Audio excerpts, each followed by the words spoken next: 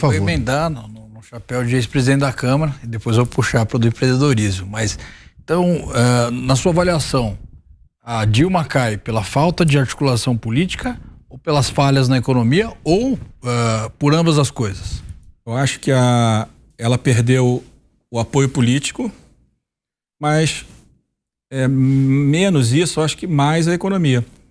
Eu acho que a economia, com o parlamento fragilizado em relação ao governo, né, que geraram, e a confusão ali, Joaquim Levy, Nelson, assim, não, na minha opinião, eu sempre falava isso para ele, se é para colocar uma equipe econômica de esquerda, coloca logo. Mas não fica colocando um mais à direita, um mais à esquerda, fingindo que tem dois. No final, uma confusão gera mais problema. Eu acho que a Dilma cai porque tinha uma insatisfação brutal da classe média.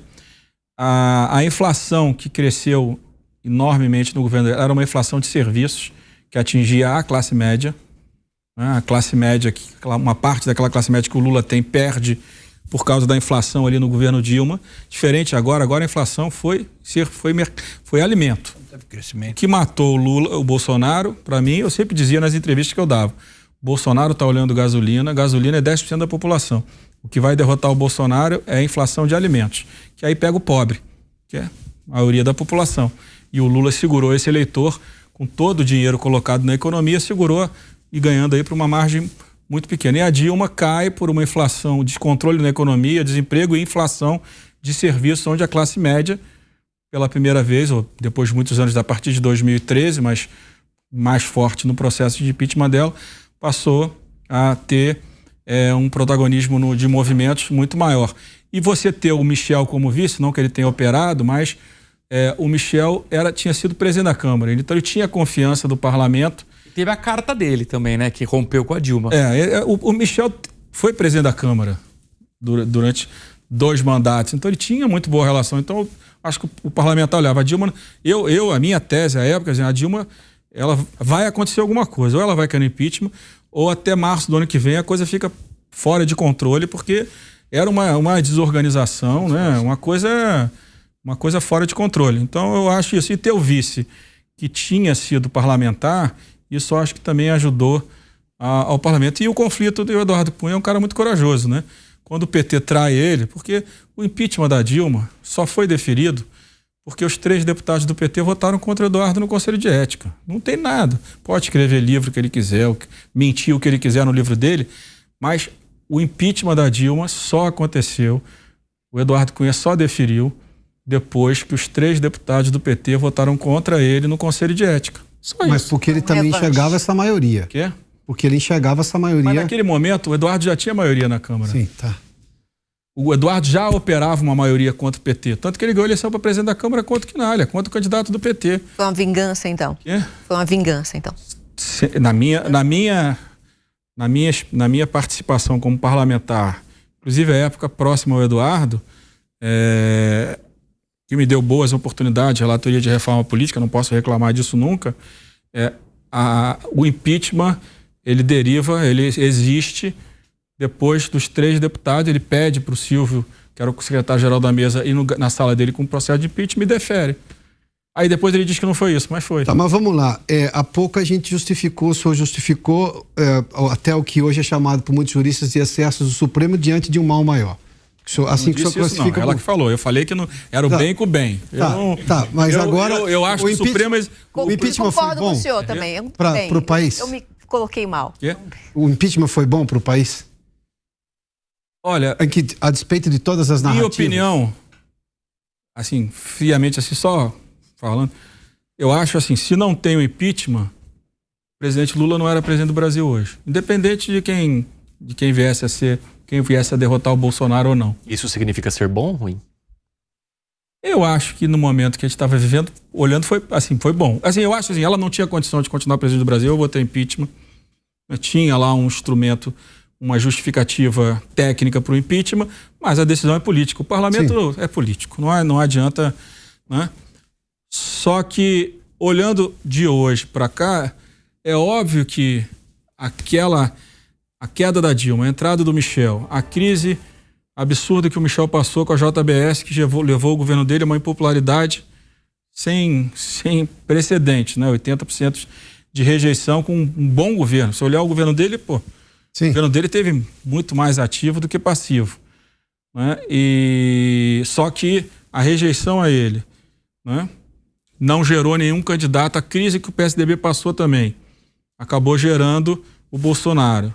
E para derrotar o Bolsonaro é óbvio que a narrativa do golpe, né, e a sucessão, e ter sido sucedida por um governo impopular como o do Michel, manteve o Lula, né, pela toda o cruzamento de apoio que ele tem na área popular, manteve ele muito forte. Então, eu acho assim, se você olhar, eu não sou assim, nem acho que foi bom ou foi ruim. Eu acho que o governo do Michel, se você olhar o que foi o governo do Michel e o que poderia ser o final do governo Dilma, foi bom para o Brasil. O Michel entregou um país, junto com o Congresso, que nós aprovamos muita coisa juntos, que deu as condições para a taxa de juros cair, né, as condições para a gente aprovar depois a reforma da Previdência. Então tem muita coisa boa aqui. Agora que é sempre um instrumento traumático, sem dúvida nenhuma. Porque como é um julgamento político, é sempre traumático, né? Por mais que você tenha as condições para justificar o seu voto, é sempre traumático. Agora, eu acho que não tinha condição. Se não fosse ali, ia ser 3 meses depois, 4 meses depois, alguma coisa, o descontrole total da gestão, a falta de capacidade, ela tinha perdido as condições de diálogo com o Congresso.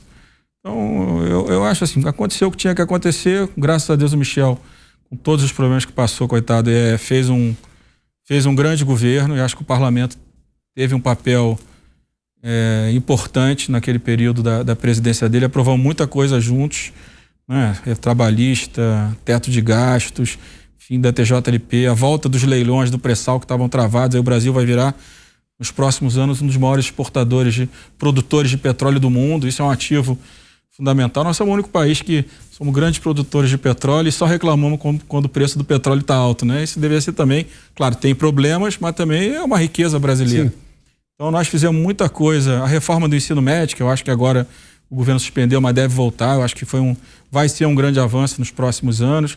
Muita coisa que o governo do Michel, se você botar no papel que seria o final do governo Dilma, que foi o governo do Michel, sem entrar no mérito de quem votou a favor ou não do impeachment, eu acho que o Michel foi... Mas, deputado, o senhor citou vários avanços institucionais do país que este atual governo está indo contra. Estou falando da reforma do ensino médio, privatizações, reformas constitucionais, agora o marco do regulatório, que é um pouco mais recente. São coisas diferentes. Você tem uma disputa de ideias, não é? O Lula... um decreto para mexer na lei de saneamento de uma lei aprovada no Congresso Nacional. Sim, mas tinha um retrocesso. Mas tinha um decreto também regulamentando a lei. Então, tem coisas ali que podem estar no decreto, tem coisas que alguns juristas acham que não. Mas não é tudo, não é tudo ali que pode ser inconstitucional. Mas o Partido Novo já entrou no Supremo. O Supremo vai julgar. Eu acho que essas coisas são do processo democrático. Agora, quando nós negociamos com o governador Rui Costa, foi clara a negociação. Eles queriam a manutenção dos contratos de programa e fortalecer as estatais. As empresas estaduais. E nós colocamos um artigo dizendo que as estatais tinham que fazer o seu plano de universalização, tinham que mostrar, né, as condições... Capacidade financeira. Eles não teriam, então tanto faz o contrato de programa. Aí o governo vai e veta o contrato de programa, o artigo. Como o PT fez o acordo e não votou no acordo, essa que é a verdade, também o PT fazia acordo e não votava. O governo vetou e a base do governo no Congresso manteve o veto, que eu achei que era desnecessário, tinha que ter mantido o acordo. Eu acho que, independente do PT votar não, a gente tinha feito um acordo não apenas com o Rui Costa, mas com todos os governadores, em nome de todos os governadores. Agora, de alguma forma, esse debate volta quando ele vai para a Casa Civil. Agora o Novo já entrou no Judiciário. A Eletrobras, de forma concreta, o governo não fez nada. O Arthur já disse, né? O presidente Arthur já disse que esse assunto não vai existir no Congresso. Então o assunto é morto. O governo questionar a autonomia do Banco Central, o PT votou contra a autonomia do Banco Central. Então, questionar, mas também não tomou nenhuma decisão pedindo uma lei para revogar a lei da autonomia. Na própria questão da meta de inflação, que aí é uma questão que o governo tem maioria, claro, tem maioria no Conselho Monetário para mudar a meta. Você vê que o Lula está falando, mas de forma concreta ainda não tomou nenhuma decisão que pode ser uma decisão polêmica e perigosa para a inflação nos próximos anos no Brasil. Então, eu acho que assim, você imaginar que um governo de esquerda não vai questionar os avanços que o governo de direita entende que fez, né, principalmente ali, né, o governo Bolsonaro em algum período, mas principalmente o Michel, ainda mais sendo um governo que, vamos dizer assim, existe por ter derrubado o governo da presidente Dilma, né? Isso. Então tem sempre uma questão política. Eu não estou vendo nada nesse debate que seja inconstitucional. Eu acho que assim, o governo questiona questões do decreto, outras decisões. Agora criou um grupo de trabalho grande para discutir a questão trabalhista, mas de forma correta, seria uma decisão precipitada, o texto está direito, o Luiz Marinho está tendo um diálogo importante. Eu acho que tem uma grande preocupação, que eu acho que é uma grande preocupação sobre o financiamento dos sindicatos, que é uma preocupação que eu tenho. Porque eu acho... Tenho 40 segundos, deputado, por favor. Porque eu acho, rapidamente, que a gente acabou mantendo um sistema do patronal, uma parte do patronal tem dinheiro para manter, a outra, de alguma forma, tem dinheiro público, e o trabalhador ficou sem representação. Então, acho que a gente tem que tomar muito cuidado quando o trabalhador não tem representação. A primeira coisa que o Hitler fez na Alemanha foi suprimir o poder dos sindicatos. Então, tem que tomar muito cuidado com esse assunto. Eu acho que criar um instrumento para legitimar os sindicatos, para que eles possam, junto aos trabalhadores, conseguir a contribuição sem precisar do governo, eu acho que esse é o melhor caminho para a gente garantir a representação dos trabalhadores no diálogo do tema trabalhista.